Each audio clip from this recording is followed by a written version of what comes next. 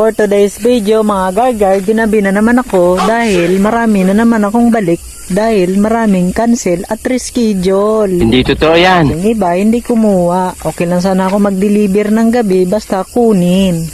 Mahirap talaga kasi gumawa ng report nito. Uwi na ako mga gargar, balik na ako ng upis. Ginabi na naman ako. Yun na, hindi na naman mag-andar ang motor ko. Ay, samahan niyo ako mga gargar. Drive pa uwi, pabalik ng upis. O nga pala mga gargar, mga receiver ko, sana magkuha na kayo ng parcel nyo para hindi ako ginagabi sa pag-uwi. Hindi totoo yan. Ay,